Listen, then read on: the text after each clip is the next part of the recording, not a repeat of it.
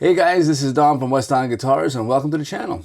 Today in the Shop series we've got a Jackson Custom Shop King V on the bench, and it's in for a setup and changing strings and a good general tune-up. So let's get to it. We're styling guitars.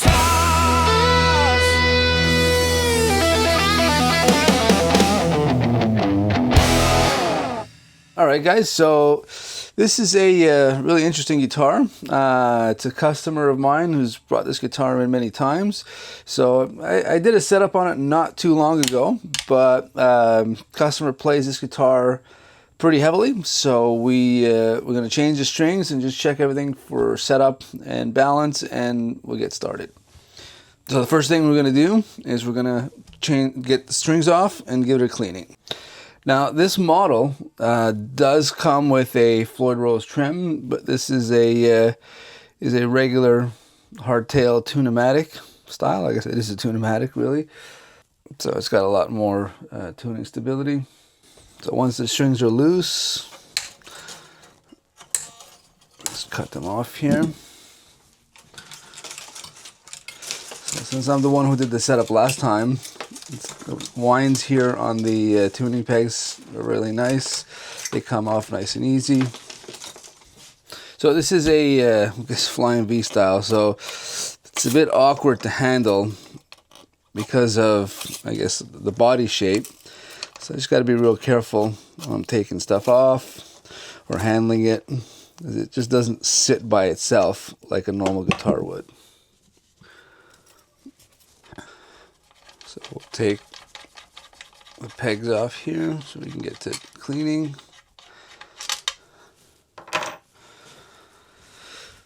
So I like to just cover everything, because when I clean the fretboard, there's a product I use that just, I guess it's oil based, so I don't want to get it all over the body. It's good for the fingerboard, but not for everything else. First thing we do is I've got my fret eraser. It's pretty worn out, but this is what it looks like. Product from Stu Mac, and I use my fret guides here to put over so it doesn't scratch the wood underneath. So what I like to do is with the fret eraser here, just kind of go along and gently give it a little polish. Now this is not meant to be fret leveling, but it's to remove the oxidation, dirt, and grime that's on the frets and just get them all nice and cleaned up. Now we can see here that the fret wear is actually very good. There's no real divots or giant gouges in it, so that's a good sign.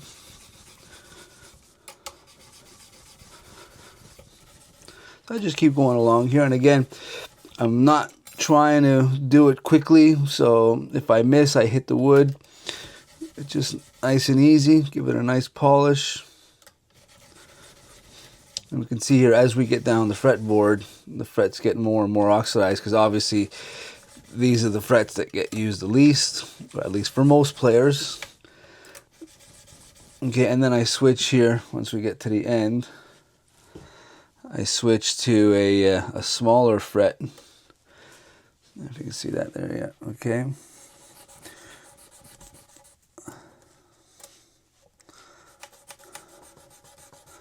So for the fingerboard, okay, I use a product, it's basically a very light cleaner from Murphy's Oil. It's oil based, and I find it really works well in removing all the dirt and grime off of here. So put a little bit on, and then I got a little soft bristle brush here that I just use in circular motions to just get rid of all the grime and dirt that's in there. Now if it's really, sometimes it gets built up too much, I have another tool that I use. Basically this one here is a plastic tip scraper, and I would just go in here and just take off the grime, but I don't need that on this one. It's fairly clean. Just get all the edges in there.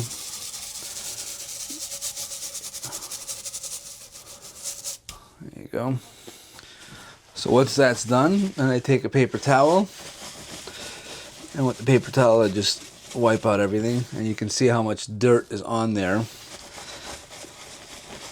And it's normal. I mean, it's not that you've got dirty fingers, it's just that's what happens. So okay, so next I'm going to use a cleaning product here. This is kind of just an OxyClean, very light, not damaging to the guitar, to the wood. And I like to just spray it on the cloth first and just get it in here, clean off the dust and dirt that's built up. So when the guitar has no strings, it's much easier to clean all of this than if it was when the strings are on. So I actually take a lot more time doing the cleaning than the actual setup sometimes. But you know, it's the best time to do it because, well, the strings are off and it's easy to access all these places that get really full of dirt and dust. Okay, so and just do this here like this. You can see there's a lot of dirt and dust in there. And again, this is a flying V, and it gets a little bit difficult to handle sometimes, but that's okay. All right, that looks good. So we'll put these guys back.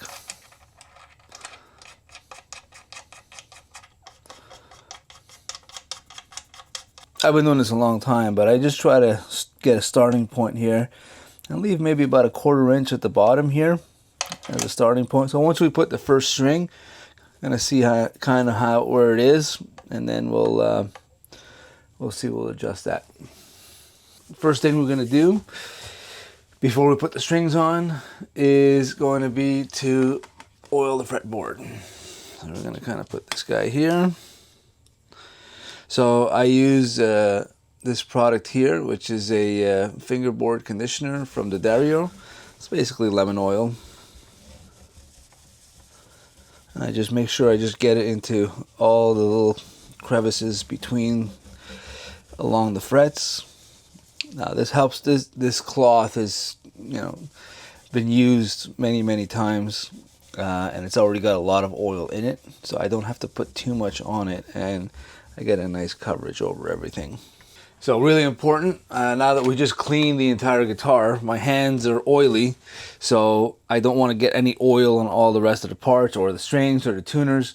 So really important to wash hands before doing any of that. Okay, so before we put the strings on, just want to make sure that all the tuning pegs are nice and tight. Okay. These ones are pretty good because, again, I did a setup on this not too long ago. So I just want to make sure that those are all nice and tight. And the same here with all of these. There we go. So the strings we're going to use here, actually customer provided his strings. These are the Dario XLs, and they are 1156, so pretty heavy. And we're also going to tune this in drop C. I actually just want to take a look at the truss rod here. Now, for you beginners out there trying to do this is the part that gets the trickiest. Because the truss rod is something that you don't want to over tighten, because if it breaks, this guitar becomes a paperweight. So I'm using a guide ruler here, which basically goes over the frets, and we can see how much gap in between we've got here. It's actually, it's not great, so we're gonna have to lower that a little bit. So, which means that the action is high, that the guitar has like a bow in it this way. So we're going to turn the truss rod in a counterclockwise direction to try to get a little bit more of that in there. So this is a dual action truss rod, which means that it tightens both ways. I'll give it a couple of turns and let's have a look at that. Yeah, that's already much better. So we'll have a look at that. Again, it could be you know, that there's going to be some buzzing at that level, so we're going to have to adjust, but it should be okay. We'll put this like this. All right, and the Dario's got all color-coded strings. You can see that here. So that's just basically got a chart here that gives you all the colors. Kind of just do this gently. Sometimes it doesn't go through because the holes are very small at the top. So it takes a little bit of patience to get them in, but once you get them in, they go pretty easy. And I normally work with 9s and 10s. You know, this customer brought his own strings in, and these are definitely thicker. You can feel just by putting them on. Like I said, you just have to have a little bit of patience when putting these in here. There we go. It's in there. Alright, so now that we got them all in, just kind of raise it like this. Put our saddle bridge back. Okay, just give them a little nudge here so they get put in place a little bit. Okay, so we'll take my trusty Milwaukee drill that I use with a string winder. It's got a little hex piece on the end here, and I put it backwards, and it should be very simple to put on here. So I like to line up the string holes here for the tuning pegs and give it about a finger's length. That's going to give me about 2 winds worth. Give a little divot here and put some pressure and put it on, and that should be good. Make sure it's seated in the saddle here.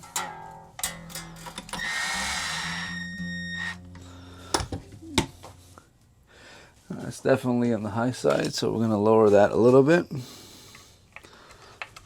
we just go clockwise a little bit. And we'll definitely adjust this later, but just to get a starting feel. Put that together.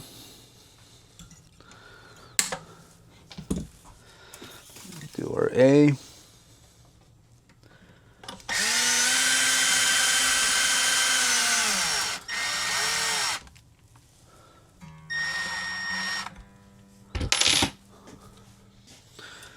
Clip this out. So I like to clip them, not right at the edge, but just leave a little bit of space.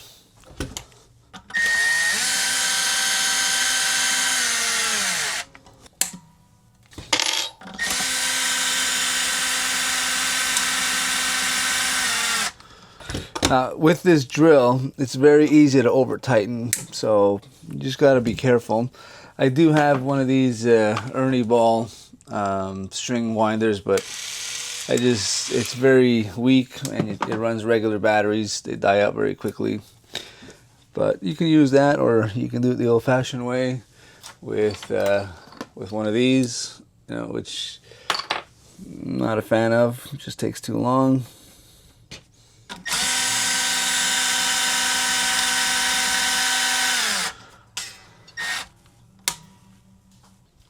And we got our last E here.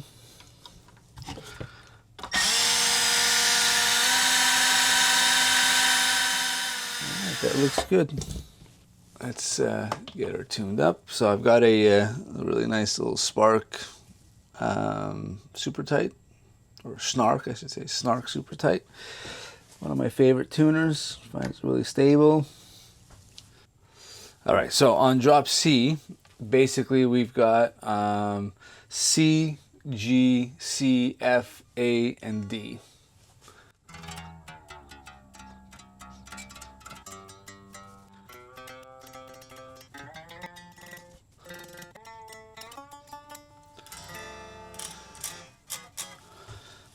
So this is a tool from Stu Mac right here. It's called a stretcher. So what I like to do is stretch out the strings, so it just gives me a lot more tuning stability. So just kind of put it underneath here like this.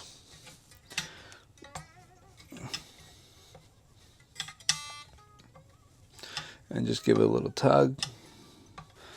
And we'll just do the tuning all over again. So again, we're in drop C. So that is a C here. Then we've got G, C, we got F, A, and D.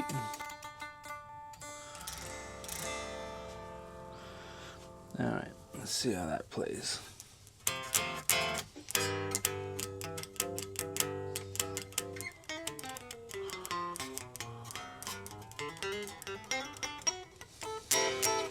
Okay, so let's measure what this looks like. So we've got 2.25 here and really low here at 1.75. So which means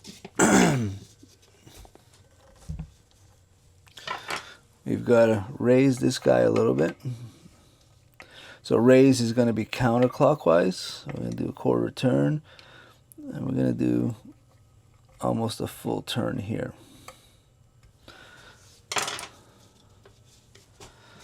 And let's see what that gives.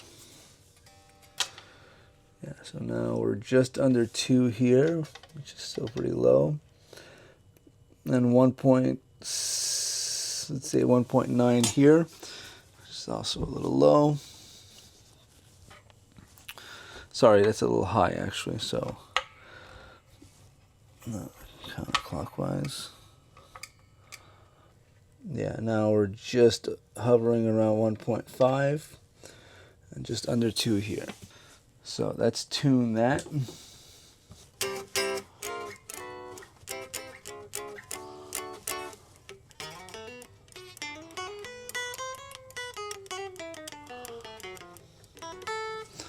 So it looks like we got no buzz anywhere. I think I can put this guy just a hair lower.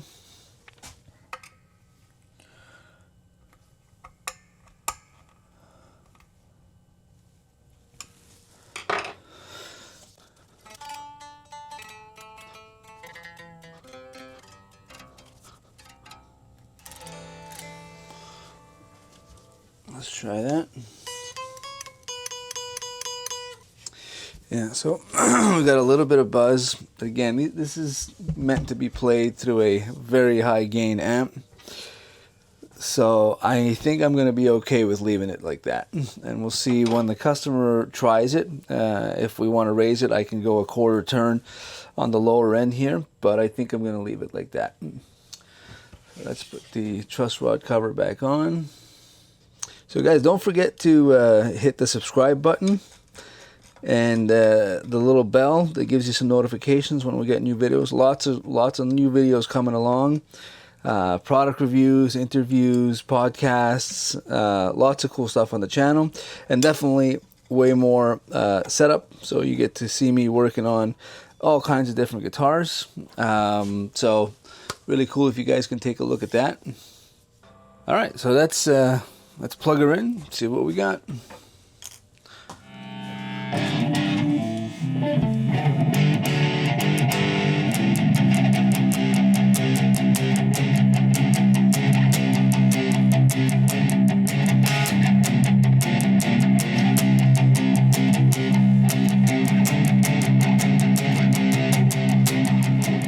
Man, that's not bad.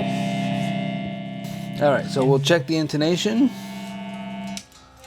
And for the beginners out there, the intonation is basically we're playing the open string and then the same note at the 12th fret, and the tuning's got to be rock solid, the same at both ends.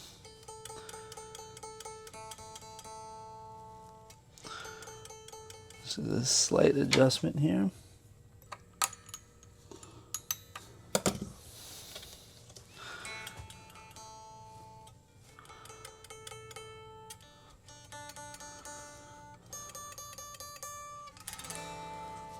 All right, there we go.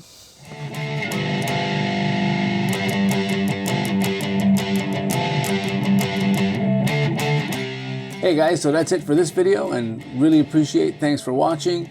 Don't forget to hit the subscribe button and that little bell to get some notifications for all the next videos we've got.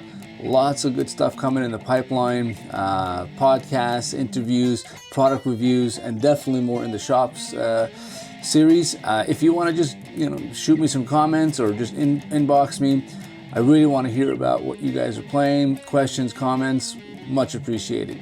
So again, I'm Dominic from West Island Guitars, and keep on rocking, keep on playing. Peace out, guys.